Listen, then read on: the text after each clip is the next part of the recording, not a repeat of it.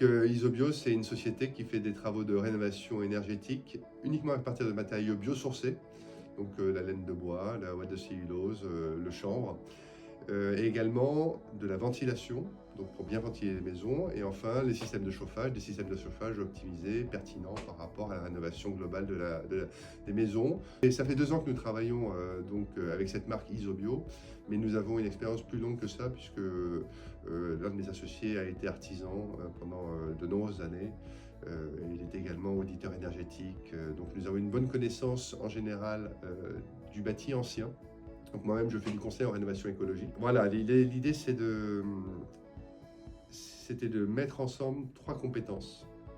La première, c'est le conseil et diagnostic. Avant de commencer les travaux, de bien voir quelle est la base, s'il y a des problèmes à traiter en rénovation en général, avant de passer à la rénovation énergétique. Donc ne pas mettre n'importe quel isolant sur n'importe quel support. Ensuite, il y a la capacité de conseil, c'est-à-dire de bien dimensionner les travaux. Et donc là, c'est plutôt mon associé Olivier Janson sur sa connaissance des ouvrages.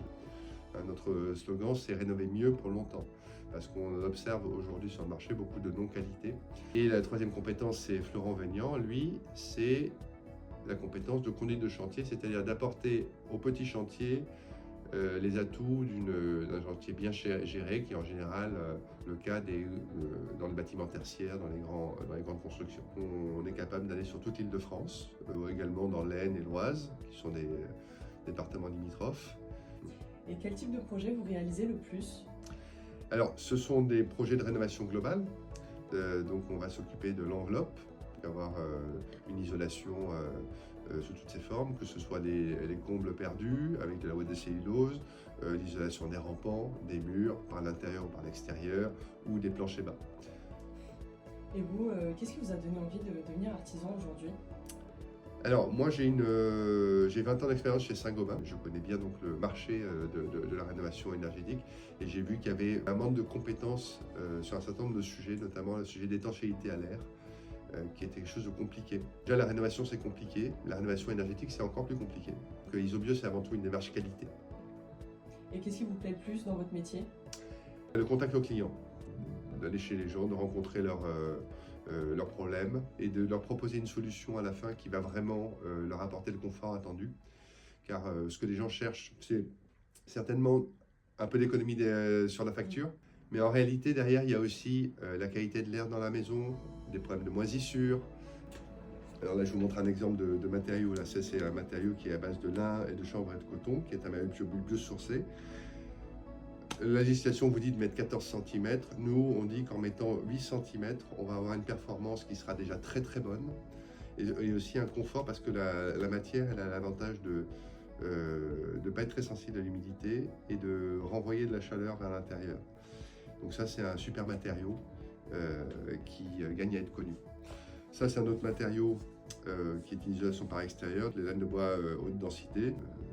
On va chercher notamment à éviter d'avoir la chaleur qui rentre dans la maison, parce que c'est un matériau qui, là aussi, sur une façade exposée au soleil, peut prendre la chaleur. Par contre, elle va bien conserver la chaleur à l'intérieur. Un dernier matériau qui est, en fait, c'est du chanvre, mais on le souffle dans les combles perdus.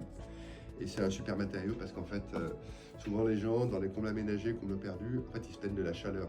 Donc on vient pour les isoler pour l'hiver. Donc l'idée, c'est de mettre ce genre de matériaux, et à ce moment-là, la température sous la plaque de plâtre, elle ne dépassera jamais les 28 degrés. On fait aussi des couvertures, hein. On peut refaire une couverture, on peut refaire une toiture.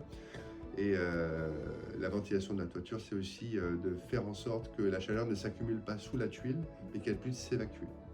Et ça, c'est d'autres choses qu'on peut faire et qui sont en général pas très bien faites. Donc nous, l'idée, c'est d'apporter des réponses au marché là où on voit qu'il y a des manques. Voilà. Et selon vous, qu'est-ce qui fait un bon artisan aujourd'hui? Alors, le métier d'artisan, c'est un métier qui est complexe. D'abord, il faut être sur le chantier, il faut trouver des clients, il faut faire des approvisionnements. C'est des héros de tous les jours. Et l'organisation va être clé. C'est souvent des petites équipes, il y a quelques ouvriers, puis le patron, et puis peut-être madame aussi qui fait les factures le soir.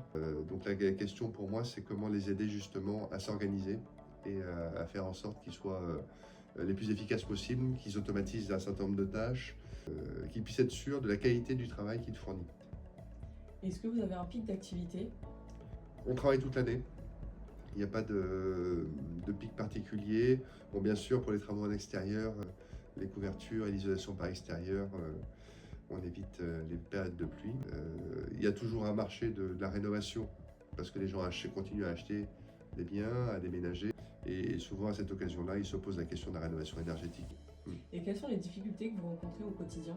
Alors, les difficultés de ce métier, c'est avant tout la gestion du chantier, la coordination.